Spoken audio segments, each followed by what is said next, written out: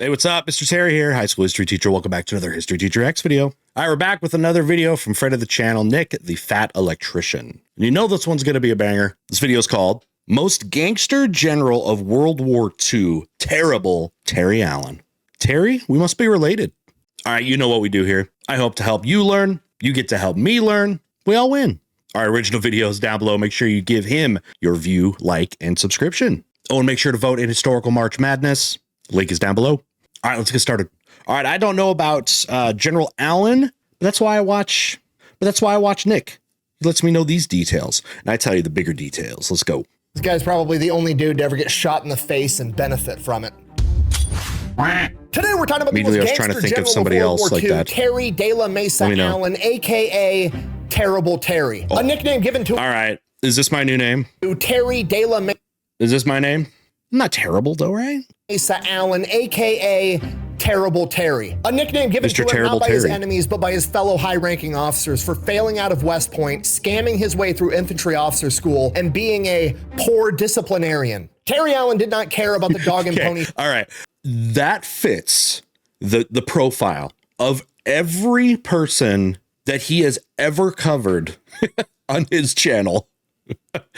Weird background, failed in a whole bunch of conventional things, doesn't play by any rules of their own, ends up being some kind of hero. Show side of the United States military. He didn't care if his men called him general or sir. Most of them just referred to him as Terry. He did not hound his men about uniforms and grooming standards, and he certainly did not think of himself as above his men. He considered himself one of them. He gambled with them, he drank with them, and he fought with them on the front lines. Yeah. Legendary war correspondent. So to have that kind of informal relationship, but still maintain a level of respect and authority, you have to really, really earn the respect of people. I even feel like it's kind of like that as a teacher. You know what I mean? It's like you want to be, you're not friends, but you're friendly, you know, with people, because there's a line that you have to maintain a little bit to keep order and still be effective, right? Army Pile describes Terry Allen as one of his favorite people and the true soldier's general. Another war correspondent described him as the greatest leader of men and tactical general in our army, while his contemporaries described him as, and I quote, a soldier of uncertain future in peacetime army, but certainly should be entrusted with a division in a time of war. Terry Anyone else get Patton vibes from that? Patton vibes, maybe MacArthur vibes. Shoot, Winston Churchill vibes. Terry Allen is a rare case of a high-ranking officer being more concerned about the opinions of the men below him instead of the men above him. And it absolutely infuriated many of his fellow generals. Despite that, he was so overwhelmingly effective on the battlefield that General Patton himself refused to go into battle without him. He was so overwhelmingly popular with the men that served beneath him and war correspondents that he actually ended up on the cover of Time magazine in World War II. Despite that, 99% of you have probably never heard a single thing about him.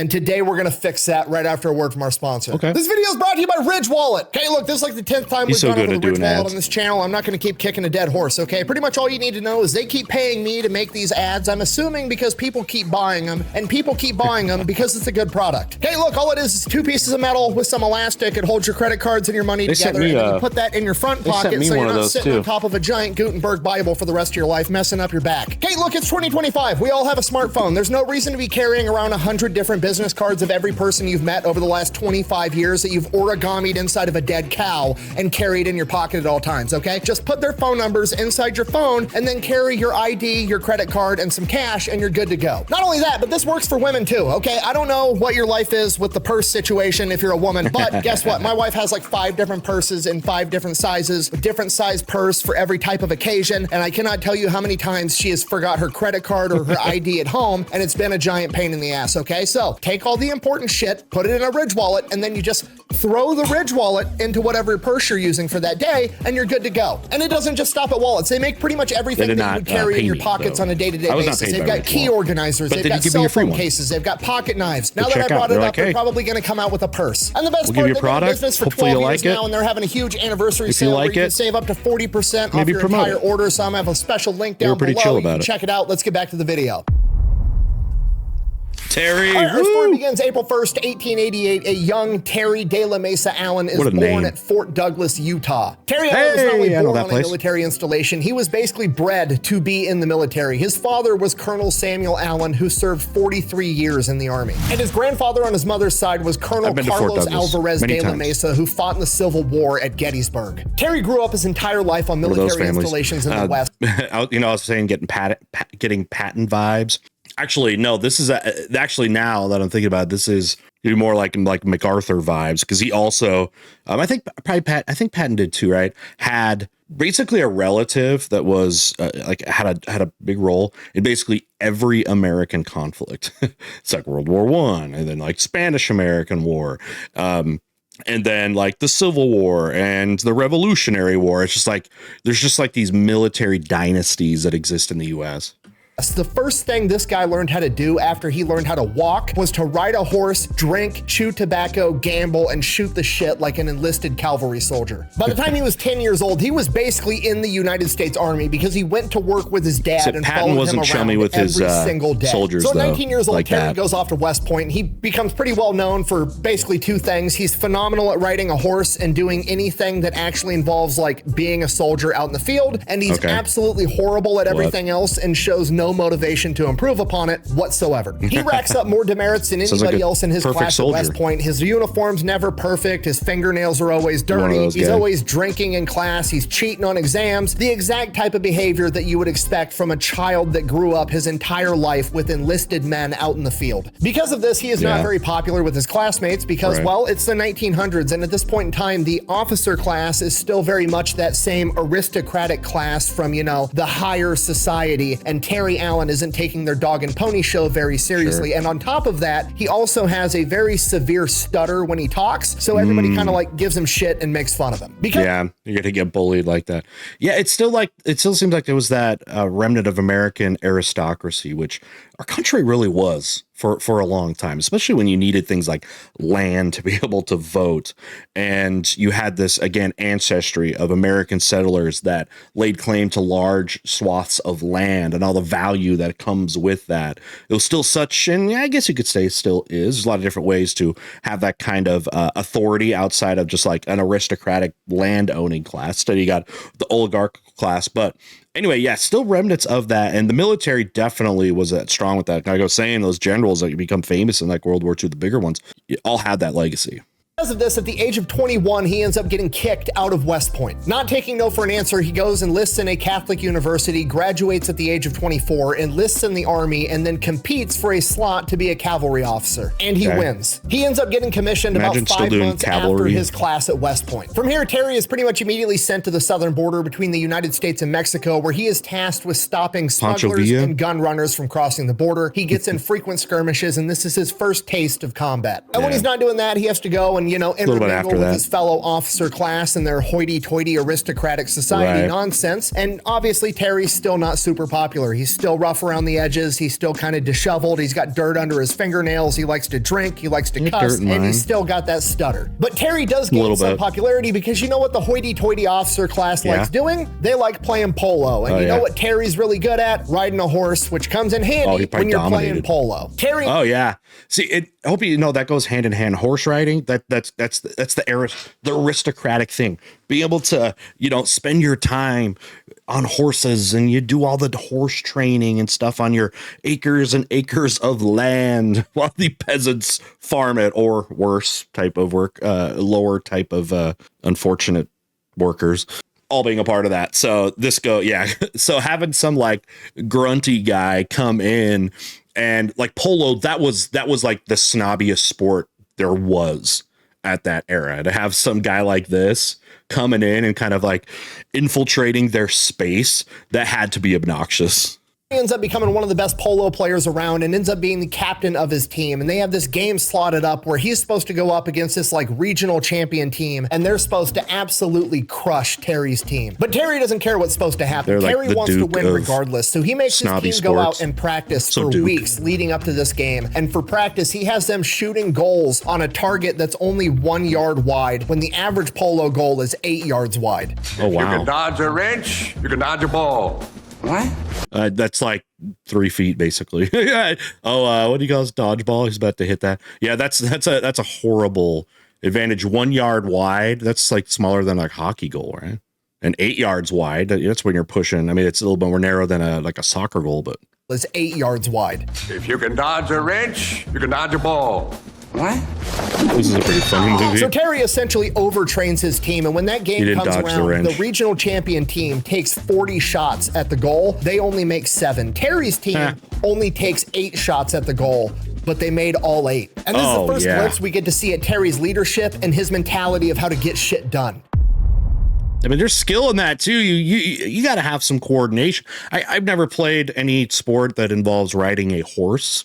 But I mean, I've seen lacrosse and I've played all kinds of sports. So that's got to be crazy. All right. Fortunately shot. Okay. Yeah. He was saying at the first, apparently got shot in the face and it's going to help him. Is this going to be like somehow provide some upward mobility in the military? This goes on for a couple of years, and then World War I kicks off, and Terry wants to go off to war. Unfortunately, his current unit is going to stay right where they're at the southern border. So Terry volunteers for overseas duty, so he essentially just gets backfilled into any open slot, which unfortunately happens to be in a supply company. So he's going to go overseas and just carry supplies up to the front line and not actually get to fight on the front lines. By the way, Patton, who I was mentioning earlier, similar thing. So you had all kinds of stuff going down before with the get the Mexican Revolution around this time. But yeah, like Pancho Villa, the Americans were, very involved in that portion of course, the United States and the border. Really wasn't that long before that. You had the Mexican-American War. It wasn't end that long after that. So yeah, they got to do. I know with Patton, for example, he also innovated some kind of newer technologies. One thing that was starting to be a little bit more common was like automobiles. And Patton, for example, was one that was like, hey, let's innovate, some of that technology into like military technology. So there's the era where machine guns are also starting to become popular. And, Patton was one that's like, hey, let's put this vehicle or have this vehicle. Let's put a machine gun on the top and we can, intercept these raids and stuff. And it was very influential. And then interestingly kind of goes along that path of thinking about mobility and fire like that, and becomes one of the earlier innovators of incorporating early tanks into the modern military. But that's not what Terry wants. Terry wants to be on the front lines with the infantry. The problem is he can't really do that because he's not an infantry officer. He's a cavalry officer. So Terry comes up with a plan. He just shows up to an infantry officer graduation ceremony and hops in line, gets to the front of the line, and the commandant looks Terry up and down and is like, I don't recognize you. And Terry looks the dude dead ass in the eye and goes, I'm Alan. Why don't you? And the officer's like kind of taken aback, like, am I the dick here? Do I really not remember this guy that went through my entire course? And he's just like, doesn't know what to do. So he just hands Terry the certificate and sends him on his way. And Terry is now a temporary major and infantry officer. Okay, so I would think that there would have been some other paperwork to have to substantiate that. Like if I go in line at the high school graduation I have to supervise every year and I just grab one of the diplomas on the table, I don't know if that can really be used to back up anything. Because it's just like, hey, this certificate recognizes a whole bunch of other things. Like, can you actually just phony baloney do that? If so, props to this guy. But amazing how much work somebody's going to want to go to the front lines of a conflict. So Terry ships off to World War I in charge of an infantry battalion. Once there, Terry partakes in the St. Mihiel offensive and the Battle of the Meuse-Argonne, literally the biggest battle that America has ever fought in ever. And while he's there, Terry is tearing really shit up, okay? He is on the front lines fighting with his men. He ends up getting wounded 4 separate times. The first time it happens, he wakes up in the aid station, looks around like, what the fuck is going on? Sees the medical tag around him with like all of his, vitals and all of his BS and everything that's wrong with him. Rips that off and goes back to the front line. Another one of his injuries comes when Terry is shot in the face. Not only does Terry survive and go back into combat, but he actually benefits from getting shot in the face because for some reason, it cures his stutter. What? And this is really... Is this where like, what do they call the thing where you like drill into your head to like fix mental problems? What do they call that? Is that basically what this version was? It hit some speech center of his brain. God, what do they call that again? Let me know down below. Like they drill and whatever. Where we start to see the most gangster generals start to come into play, right? Like getting wounded on the front line with your men and returning to combat before the doctor says you can. Pretty gangster. Getting shot in the face, surviving, and then returning to combat. Very gangster. But getting shot in the face and having the old adage, what doesn't kill you make you stronger, actually apply, because you not only survive, you not only return to combat, but you show back up and you suddenly speak better, is undeniably the most gangster shit that's ever happened ever. The only thing that'll be funnier is if he not only lost his stutter, but also like somehow started speaking French or something. There's some new language pops in. World War I continues to go on. Terry gets more and more comfortable in combat. This is where he really thrives, and he's starting to get a lot of ideas of his own. And one of the things he comes up with is like, why the fuck are we fighting in the daylight? You know what I mean? Like, let's fight at night where nobody can see shit. It's pure chaos, and Americans thrive in chaos. So one day, Terry gets ordered to take and he's given those orders. These are things that people had already considered because the United States hasn't joined the war until, well, it depends for him. If he depends on when he gets, how early he gets. If he was actually able to get out there in like mid 1917, but most people it was more the end of 1917 or into 1918.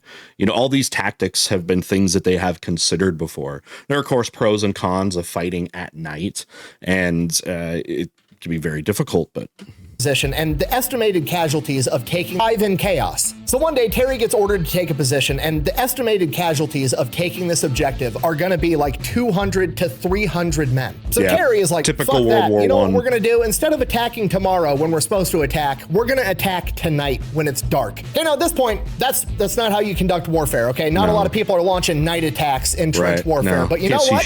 Terry just showed back up after getting shot in the face, and now he speaks better. Fucking I'll follow that guy into any amount of combat anywhere. And that's pretty much how all of his men felt, except for one company commander. This company commander is like, no, we can't do that. We need to follow orders. We need to do exactly what we're told. We can't attack at night. You're going to get us all killed, yada, yada, yada. Finally, Terry just gets fed up of hearing this dude, pulls out his pistol, and shoots him through the ass cheek. Terry then looks at this company commander and says, and I quote, "There, you're out.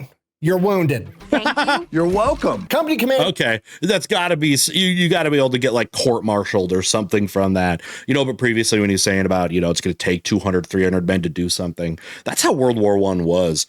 The cost of being able to do any objective, especially when that mostly is considered like taking an enemy position or something like that, was that. It was absurd amounts of numbers to be able to move literally matters of yards in World War I. That's why it was so devastating, especially on the Western Front, with very little territorial gain. Goes to the aid station. His XO takes over. They launch this night attack. They take the objective, and they only lose 20 men. So night combat was outrageously effective for Terry and his men, but shortly after that first night combat, there were no night vision or nothing like that. Terry would later go on to write, and I quote, "I wish the war hadn't stopped when it did. It's a damn shame. I was just beginning to get good ideas about commanding infantry battalions. I wish I could go back to the front and try them out." Regardless. This is ridiculous because it's like, and what I mean is this guy is kind of like ridiculous. World War I was so mentally devastating, and the PTSD and all the things that came from sustained psychological torment that is trench warfare. It's unlike anything else in warfare. That's the last thing you would usually hear from somebody. That's why I feel just some of these people you hear about in these wars, they're completely wired differently. It's like they're like immune to PTSD. That seems to actually be a thing, although it's insanely rare. And to be able to say something like that is just absurd, like I said. As the armistice is signed, World War I is over. Terry ends up staying November 11th, over in Europe until 1920 as part of the occupation army. Somewhere along the lines, he ends up, playing polo against the British, and then he ends up, being friends with some of the British officers, and he has this one officer that he ends up being pretty good drinking buddies with. How old is he right now, and this by the particular way? officer's name was Edward VIII, as in like the Prince of Wales and future King Edward VIII. And Terry had no fucking idea until after the fact. So just to recap on Terrible Terry in World War I, literally scams his way into becoming an infantry officer, successfully leads an entire battalion into combat, earns a Silver Star, earns a Purple Heart, gets shot in the face that fixes his stutter, and then becomes drinking buddies with the fucking King of England. Terry's the main character. I don't know what to tell you.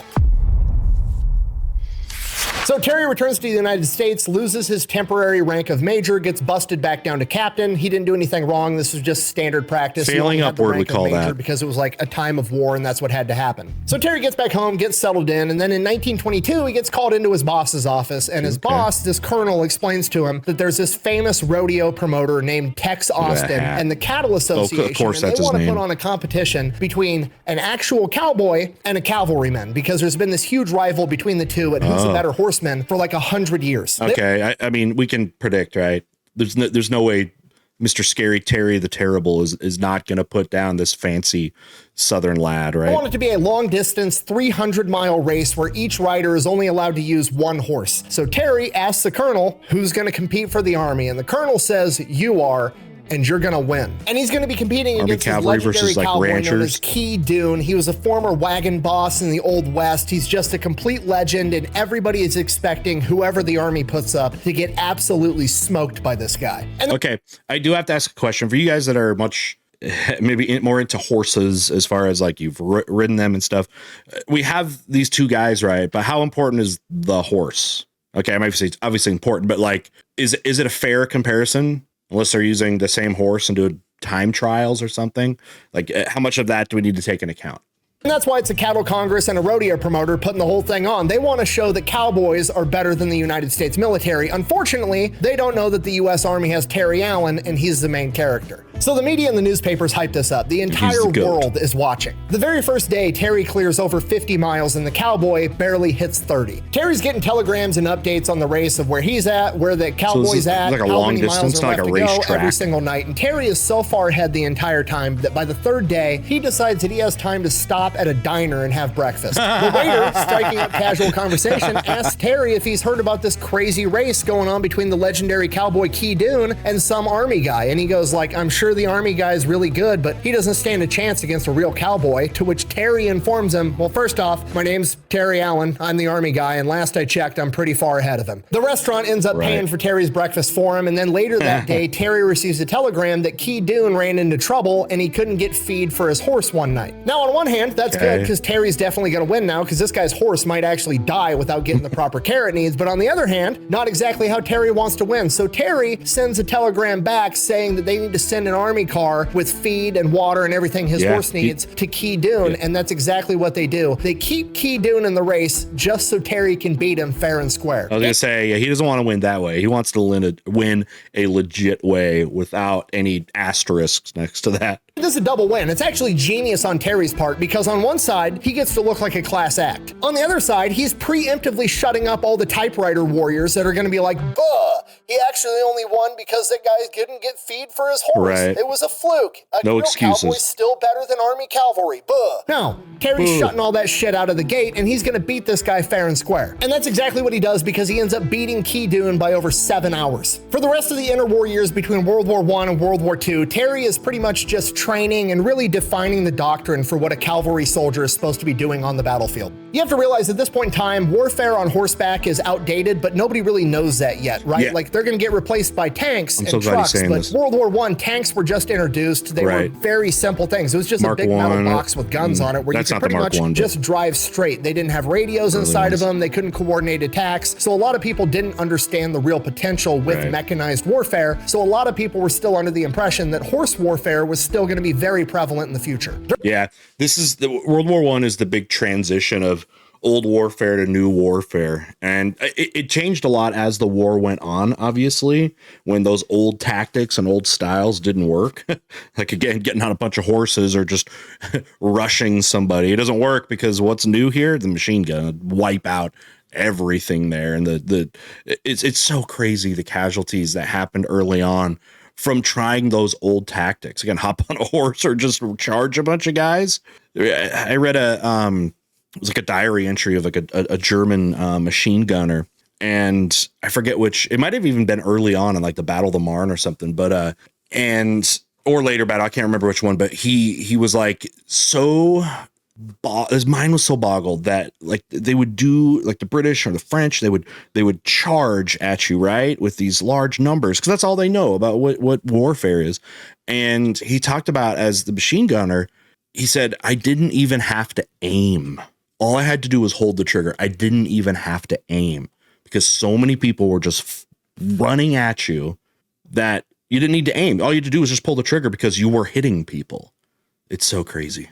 During this time, Terry literally rewrote the cavalry field regulations while he was at Fort Riley. He then went on to write a literal book about it that got published in the 1930s called Reconnaissance by Horse Cavalry Regiments. While all that was going on, he served as the assistant commander in 3 separate divisions where it was said that he, and I quote, succeeded in convincing all of his charges that they were the best outfit in the Army. Again, this speaks to Terry's unorthodox but truly exceptionary leadership skills.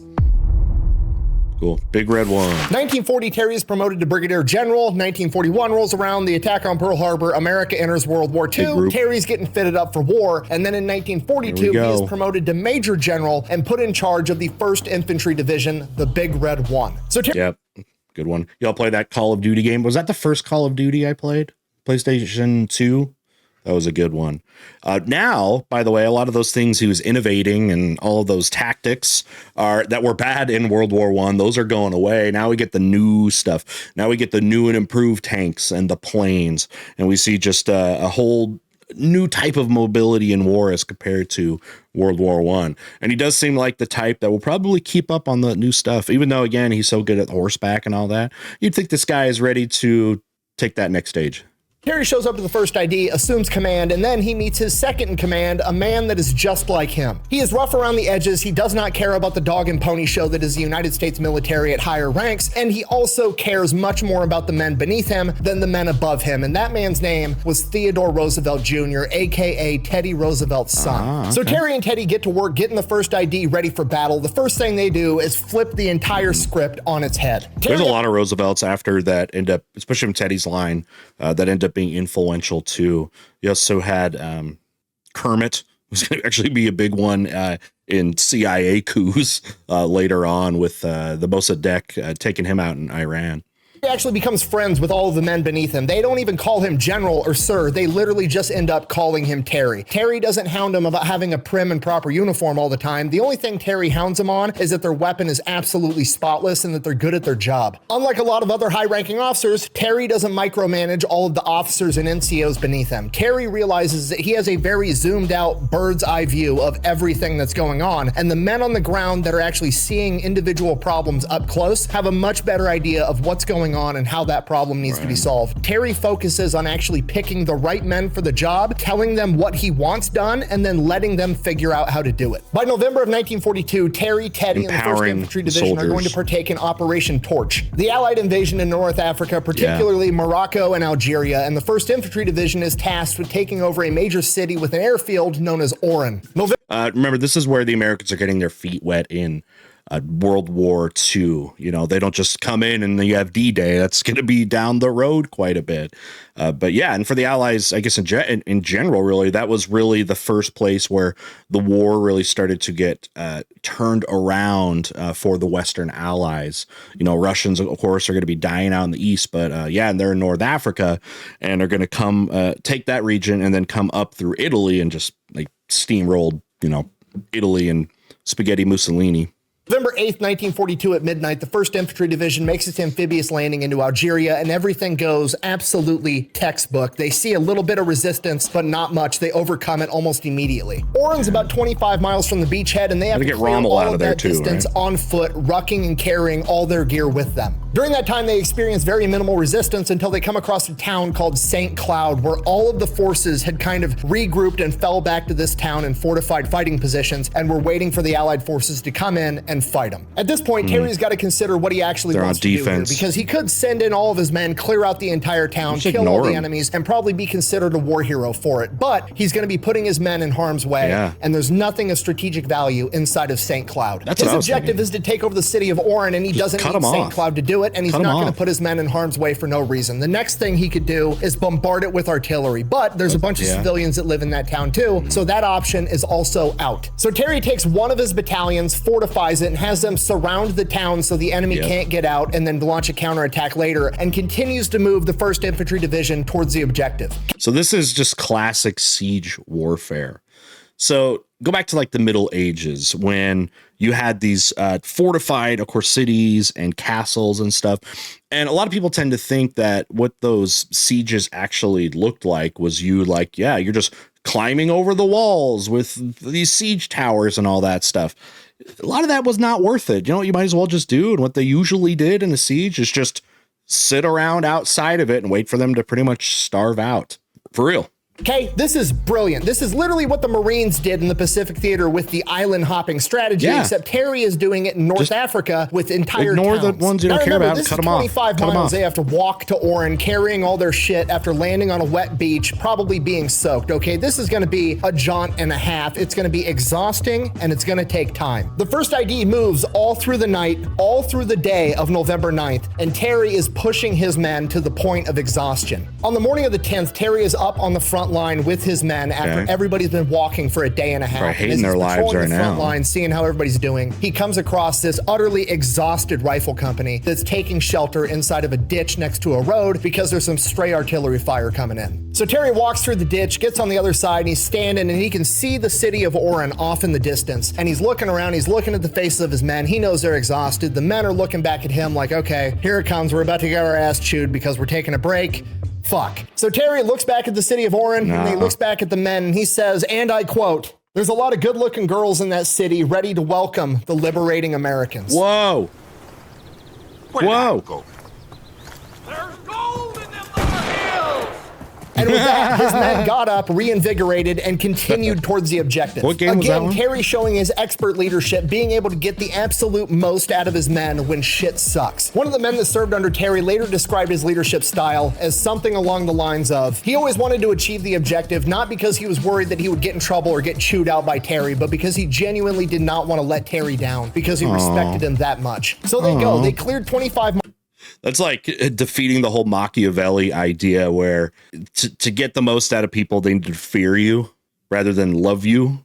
miles, they take over the city of Oran, they achieve the objective, and as a reward, Command decides that Terry Allen is supposed to hunker down in the city of Oran and piecemeal out his 1st Infantry Division to support other elements. But you can't do this to me. At this point, Terry's pissed. He thinks he has the best infantry division in the army, and he doesn't think that he should be piecemealing out his men to play support roles for everybody else. He thinks that he should be up on the front lines, charging towards the enemy. And this goes on for months. The entire time, Terry is raising hell with his chain of command, and his chain of command just simply isn't hearing it. And after 3 months go by, Terry's finally had enough. He goes over all of his boss's heads and goes straight into General Eisenhower's office, looks him in the eyes and says, and I quote, "Is this a private war or can anybody get in?" General Eisenhower, impressed by Terry, issues the command to reassemble the 1st Infantry Division and get him into combat, infuriating all of the officers in between because Terry just went over their head to the big boss. Yeah, so now Terry's got his entire division back, all of his men are under his command, and what he decides to do is he wants to start getting them trained and ready to go into combat. He gives them extensive night fight training and gets them ready for combat with like the couple of weeks that they have. Early March, Terry gets ordered that him and the 1st Infantry Division are supposed to go take over a city in Tunisia known as Gafsa, about 45 miles away from Oran. Terry needs to have the entire division moved into place on March 16th, just north of the city, and then on the morning of March 17th at first light, they are going to attack and take over the entire city. So Terry does just that. They arrive on the 16th, exactly where they're supposed to be, and that night, Terry says, you know what?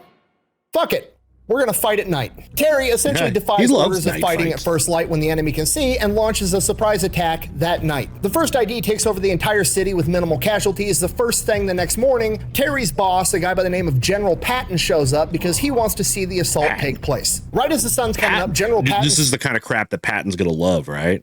Loves this crap. He always was like going into places where he never had orders to. What was that famous one? They were like, you weren't supposed to take it, Patton. He's like, well, we did. What do you want me to do? Give it back? Storms into Terry's headquarters, asking what the hell's going on? Why don't I see any movement? Why aren't you attacking? Terry nonchalantly informs General Patton, battle's over. I already have all the objectives. Yeah, Let me hear you say. Exactly. Let me hear you say, good job. That's basically what Patton said in that.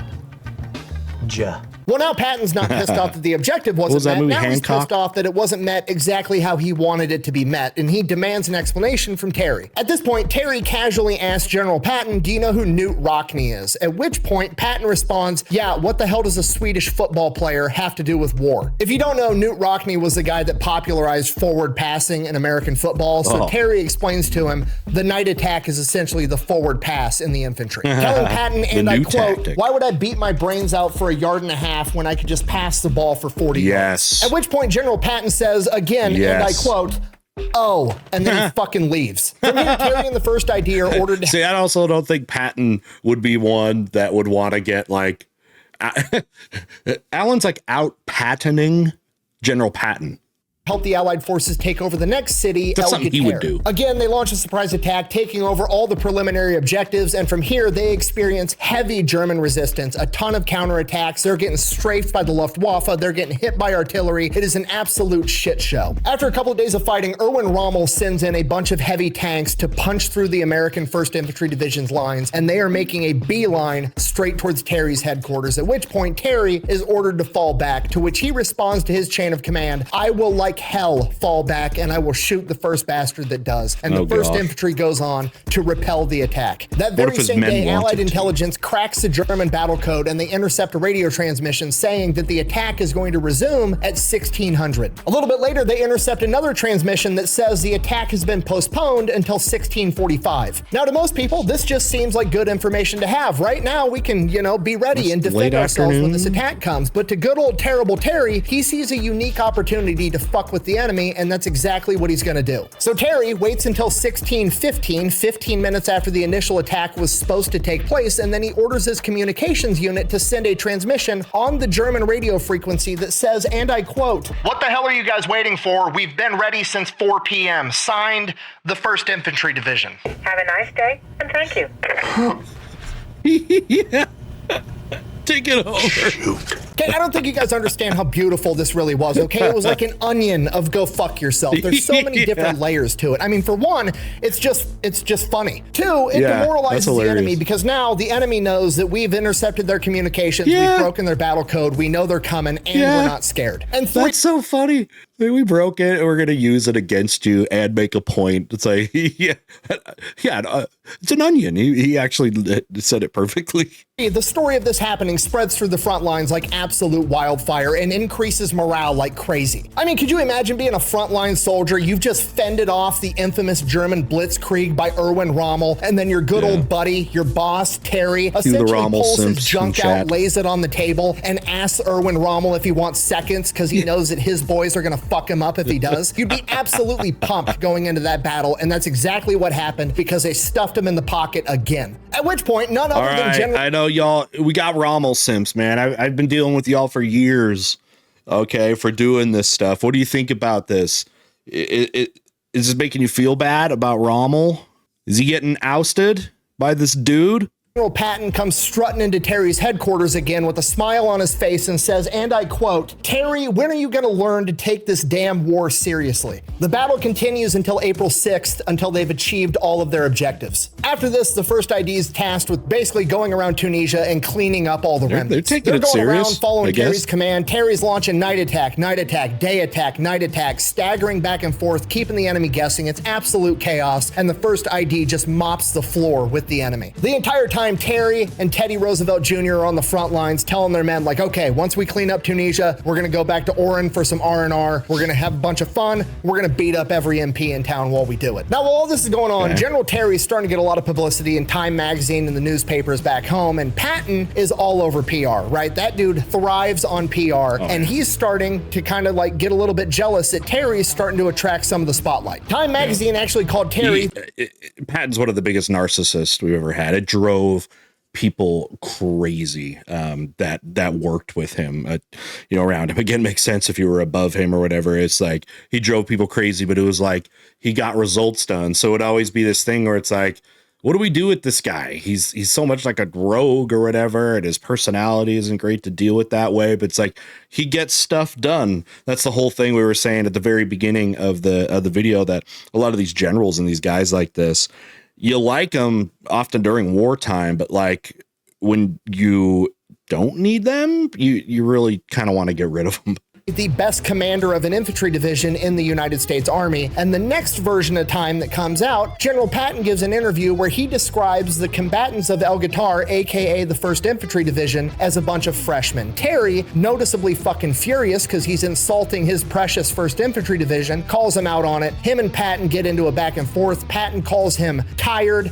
and they get in this big pissing match. At one point, Patton actually ends up showing up to Terry's headquarters in person while Terry and the 1st ID are clearing out the rest of Tunisia. Tunisia, and walks in, they're talking, and Terry kind of asks, looking around the HQ, there's, you know, some foxholes dug, and he asks Terry, which one's yours? And Terry points to his foxhole, and Patton walks over and takes a piss in it. At which point, Terry's bodyguards click the safeties off their Tommy guns, and Patton realizes, oh fuck, I might have took this too far. Okay. Can you guys confirm the other story I heard about Patton pissing? And isn't there some like picture? I think some people said it was doctored or whatever, that, you know, he crosses the Rhine River, right? Pretty much you're now at just, you could beeline to Berlin at that time. And that he like the lore about it was that they got to the Rhine. He's got to pee pretty much. And it's like a symbolic pee, like, here, Hitler's river.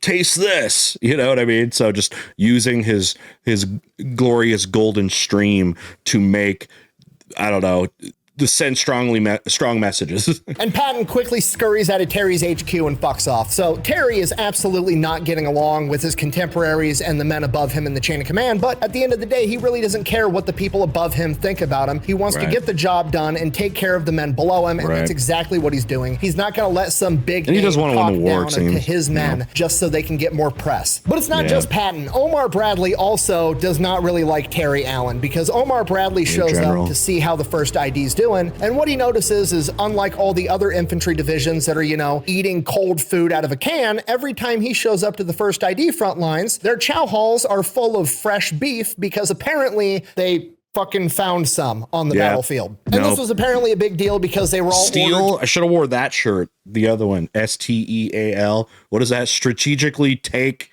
something or other. It's like stealing. By the way, you know, when you do kind of get, if you don't have like that good reputation with, again, the older guys, and why so many people do that, obviously, is it gets you up the ladder, right? If you aren't, you know, just the pet, right, of the people above you, when you aren't, but any kind of leadership position, you ruin your mobility to go up. And again, that sounds like here with Terry Allen, that he doesn't really care about that, which again might limit his growth within the military. But it sounds like that's not even something he probably even cares about. To not eat the local livestock for fear of getting people sick, right? But also like just fucking cook the meat. People have been doing this for tens of thousands of years. It's worked fine the entire time. General Terry is going to bend the rules to get his guys some warm food and take care of them, because that's just the type of guy he is. But Omar Bradley interprets this as him being a poor disciplinarian and being lax on all the policies. So Omar Bradley doesn't really like him either. Regardless, the first ID finishes clearing out the rest of Tunisia, and then they go back to Oran for some much needed R&R.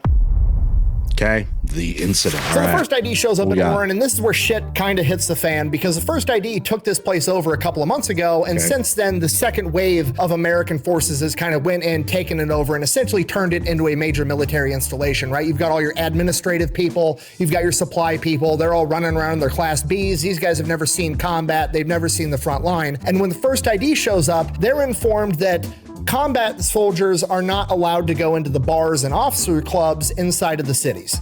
Yeah, right. That's the staple of being in the military. Dude, this is how you cope. You're in war, you go get drunk, you survive the battle, and to basically just distract yourself from the horrifying things that you did and saw, you go get hammered with guys. So yeah, good luck with that. And I'm thinking that's what the clip is going to insinuate. Me, young man, excuse the shit out of my goddamn French. This, rightfully so, does not sit well with the 1st Infantry Division. Like, motherfucker, I'm the one that took this city over and fought the Germans. You showed up after the fact, and now you're gonna tell me I can't go into the bar? Absolutely not. You can go fuck yourself. So there's a bunch of fights, there's a bunch of partying. On one occasion, General Allen is sitting down at a restaurant having lunch when he sees one of his soldiers with the big red 1 patch on his arm getting into a fist fight with a couple of different soldiers in their Class Bs. At which point Terry stops lunch, goes over, breaks up the fight, tells his sergeant, like, hey, sergeant, knock this shit off, yada, yada, yada, goes back to eating lunch. A couple minutes later, fight breaks out again, same exact sergeant. Terry gets up, now he's pissed. Like, Terry's a cool guy, doesn't want to chew you out, but if he gives you a direct order, you better fucking listen. So Terry grabs his sergeant and he's like, Sergeant, I thought I told you to not fight. And the sergeant looks at Terry and goes, General, you didn't hear what they said about the 1st Infantry Division. They said we couldn't fight our way out of a wet paper bag. At which point Terry looks this NCO in the eyes and goes, General, you didn't hear what they said about the 1st Infantry Division. They said we couldn't fight our way out of a wet paper bag. At which point Terry looks this NCO in the eyes and goes, General, you didn't hear what they said about the 1st Infantry Division. They said we couldn't fight our way out of a wet paper bag. At which point Terry looks this NCO in the eyes and goes, General, you didn't hear what they said about the 1st Infantry Division. They said we couldn't fight our way out of a wet paper bag. All right, get back in there. And then proceeded to go back and eat his lunch while he watched this NCO beat up a couple of paper pushers. So it's definitely a shit show going on here, but by the time all this information reaches Eisenhower, all he sees is the word riot written on a piece of paper. He calls Omar Bradley into his office, chews Omar Bradley's ass. Omar Bradley basically blames all of it on Terry Allen, saying that he's a poor disciplinarian and that he's not doing a good job manning his men. So Omar Bradley basically hatches a plan that he's going to try to get Terry Allen relieved of command. The problem is they're about to go invade Sicily, and despite the fact that Terry Allen and Patton don't really like each other, Patton finds out that they're going to not let the 1st Infantry Division partake in the amphibious landings at Gela, at which point Patton says, no, I need those 1st Infantry sons of bitches. I won't go without them. So it's like he did win. He did win someone, and that's a pretty good someone to win over is Patton. And maybe just because they sound like such similar guys, except the whole idea Patton was very tough on his men, and the similarity, being just they kind of play by their own rules while still having success. General Patton essentially ends up keeping Terry in the fight, not because he likes him, but because he recognizes that he needs him, because Terry Allen is that fucking good. So July 10th, 1943, Operation Husky kicks off, the amphibious landing in Sicily, and the 1st Infantry Division is landing at Gela, and they need to take it over. It is heavily fortified, and it is a tough fight the entire time, but Terry gets his men, and they establish this beachhead, and they start moving forward. On the 2nd day of fighting, Terry's back at his headquarters, and Teddy is out on the front line, and where Teddy's at gets overrun by Punic Wars tanks over Sicily with 60 German tanks. At this point, Terry doesn't have any tanks to send to go fight him, and he doesn't have enough anti-tank in his infantry to be able to do anything. So Terry, thinking fast, orders Teddy to have the men bed down, let the tanks roll right over the top of their fortified positions, and then once the tanks are past them, fight off all the infantry that's going to be coming in behind them, and that's exactly what they do. But now Terry still has to figure out what to do with the 60 German tanks making a beeline straight towards him. So Terry sends the order out to his forward observers to get ready to call in for naval gunfire, and then he orders his artillery to lower the guns and, I quote, slug it out when the tanks come. And that's exactly what they do. Teddy and his infantry on the front line fend off all the German infantry, and Terry's artillery and naval gunfire takes out all the German tanks. By the end of that day's battle, Terry has lost a ton of men. His line is fractured. He's still got guys all over the place trying to hold on desperately to key terrain features. He's hurting bad, and he still can't get tanks up there. At this point, Terry realizes he needs to pull a Sun Tzu. He needs to appear strong when he's at his weakest, and he issues a single order in all caps: the division attacks at midnight. And that's exactly what happens. Single order in all caps: the division attacks at midnight. Anyone else just think that line goes really, really hard? The division attacks at midnight. That could be like an album. That sounds like a Sabaton song title. Dude, that goes hard. Division attacks at midnight. That's bad, eh? And that's exactly what happens. At midnight, they open up with naval gunfire and artillery. The 1st ID launches their night attack, catching the Germans completely off guard. And once the smoke settles, they realize that the Germans were gearing up to launch a major offensive the very next day. But the 1st ID and Terry Allen beat them to it, wiping them out and capturing all the objectives by sunrise. Terry Allen and the 1st ID have saved the day. However, we can't say that because we don't like Terry Allen because he takes care of his troops. So rather than crediting Terry Allen, Omar Bradley shifts the credit and gives it to Patton because it's technically Terry Allen's boss, saying, and I quote, General Patton's insistence on having the division for the assault may have saved the 2nd Corps from disaster. This is a load of barnacles. What I'm wondering here, though, does Allen really care? Does he want the credit? Like, Patton loves that kind of stuff. He loves the credit. He may say, I go my own way and all that, but narcissists like that, they love to get credit, man. It fuels them.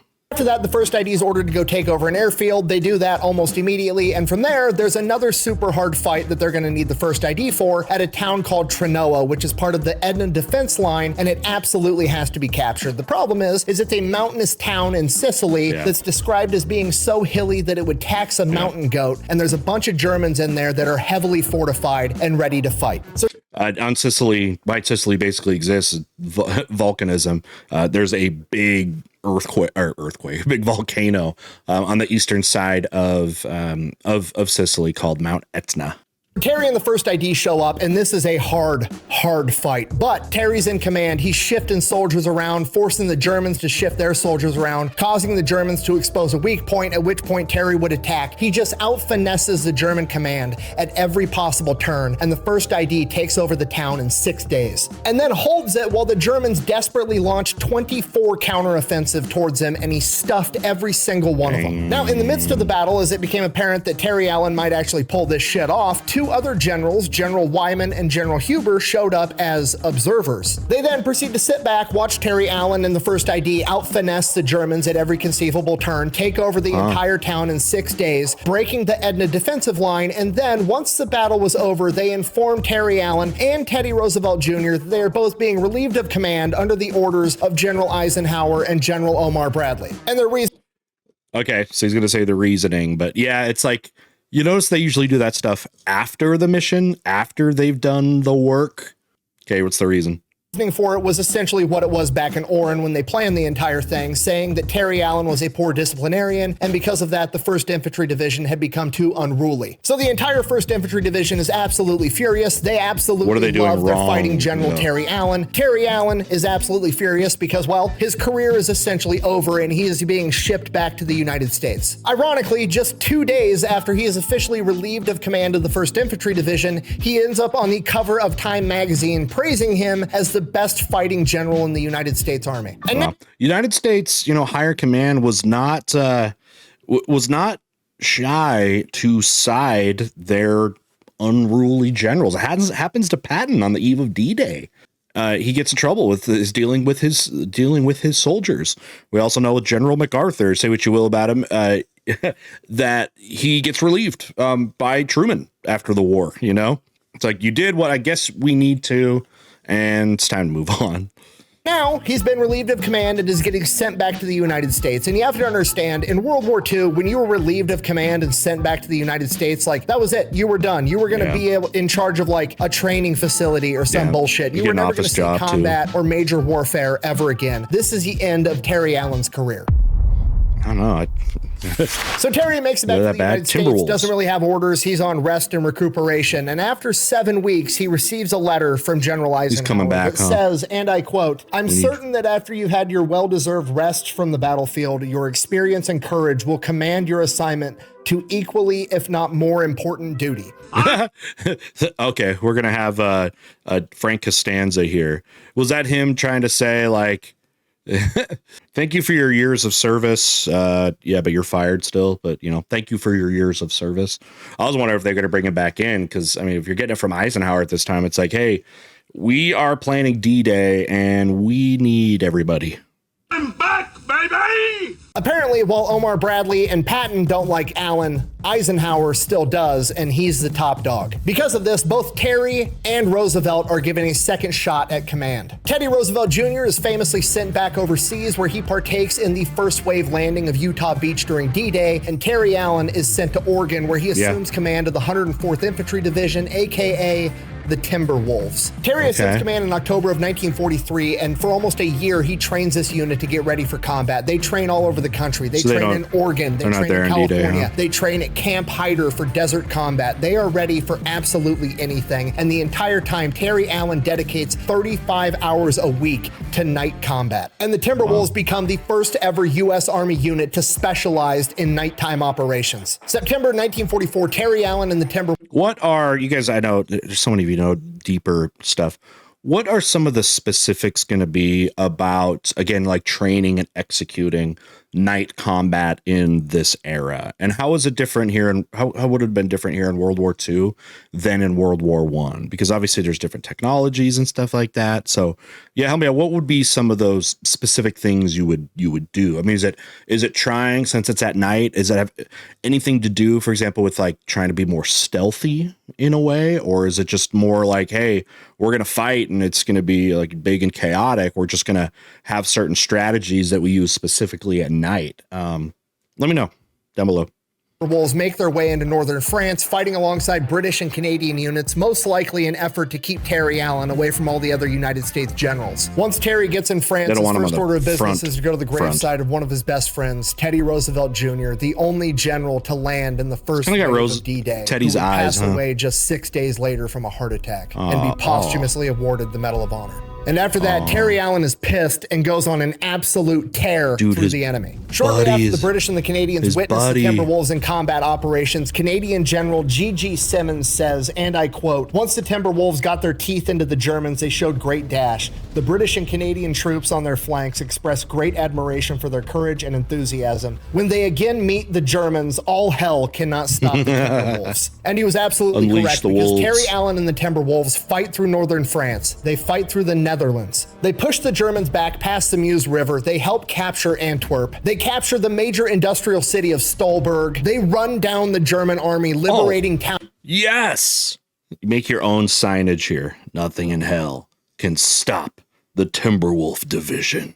Nice, that goes hard too. Capture the major industrial city of Stolberg. They run down the German army, liberating towns left and right. During the Battle of the Bulge, the last-ditch German Hail Mary of an offensive, they not only hold their positions, but they contain the Germans on the northern flank. Due to their ability to... This is when things are getting pretty desperate now for the Germans. They're collapsing on both sides. Battle of the Bulge, they're really also, trying to keep this war front away from Germany itself. Right, World War I, this is when the armistice is going to take place. And actually in World War I, towards the end there, the Germans did try an offensive too, because, you know, they were like, okay, Americans were coming in, and it's kind of similar to what's happening now with World War II, but they're like, we got to make a push now. We can't just sit here. Like, we gotta end this thing right now. So yeah, it creates a bulge, you know, in the line there, but it is, of course, going to be countered. And again, what you got on that east side, you got a whole bunch of angry Russians coming at you. Operate at night, the British and the Canadians simply start calling the Timberwolves the Night Fighters. They are so impressed by Terry Allen and the Timberwolves that Sir Alexander Harold of the British Army calls Terry Allen the best division commander he's seen in 2 world wars. Bear in mind, this is at a time where British and American officers had a rivalry and didn't think very highly of each other at all. From there, the Timberwolves come up on the historic German city of Halle. It's this beautiful town that's been there forever, and it is being occupied by German soldiers under the command of Felix von Luckner, the famed Sea Raider from World War I. Anyone else think he looks like T.E. Lawrence? Anyway, Terry Allen personally brokers their surrender by basically coming to the negotiating table and telling Luckner, hey, look, this is a really pretty historic city. If you don't surrender now, I'm going to level the whole fucking thing. So he reluctantly agrees to surrender to Terry Allen. The Timberwolves then continue to push further inland until they actually run into the Soviet Red Army, at which point Terry Allen takes the patch off of his arm and declares the Soviet commander an honorary Timberwolf, and the Soviet officer does the same to Terry Allen. And according to legend, they spent that night having a drinking competition, and Terry Allen won. From there, you beat a Russian in drinking? An American? Yo. The Timberwolves moved to help seal the Ruhr pocket, cutting off 300,000 German soldiers and ultimately forcing them to surrender before they moved on to liberate a concentration camp. Shortly after that, the Germans would surrender. The Timberwolves was deactivated in July of 1945, and Terry Allen would finally retire in 1946 after achieving his redemption of not only getting fired from his initial job, but taking a year to train another unit, fighting all the way across the European theater, and he still beat Patton into Germany by 4 months. After a lifetime of military service, Terry retired, moved to his wife's hometown in El Paso, Texas. Remember, Patton did get slowed down, having to get sidelined a little bit. But Allen would not have wanted to win that way, so I'm not real worried about it. After a lifetime of military service, Terry retired, moved to his wife's hometown in El Paso, Texas, where he became an insurance salesman and was very active in the veterans community, helping out any and every way that he possibly could. Sold insurance at gunpoint. Unfortunately, at the age of 79, Terry would make one final sacrifice for his country. His 38-year-old son, Terry Allen Jr., was killed in combat in Vietnam, and Terry would pass away 2 years later at the age of 81. He is currently buried at Fort Bliss National Cemetery with his wife and his son. And that is the story of Terry de la Mesa Allen, aka Terrible Terry, the general that cared more about his subordinates. He's way more terrible than me, in the good way. The man who legendary war correspondent Ermi Pyle described as the greatest leader of men and the greatest tactical general in the United States Army. And in my opinion, the most gangster general of World War II. Thank you for watching. Best way to support the channel is go buy some merch over at thefatelectrician.com. Quack bang out. Pisses me off. Literally one of the greatest generals in American history, and nobody even knows his name. Hopefully this video helps with that at least. See you later. Final thoughts. I like the thing that Nick does. It's a little touch, but it's cool where, you know, how he'll come in and he'll start the video, right, and it's dark, and then he hits his lamp or whatever and turns it on, and then he's just like, I'm out. It kind of gives this vibe. I was talking to we were talking to Ethan, habitual line crosser, and it gives this vibe of like, he's like, I heard this story and I need to hurry and go tell it.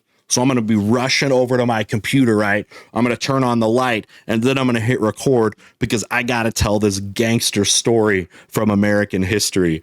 And it's just like, it's a cool little touch there that kind of, it sends the story home. Does that make sense?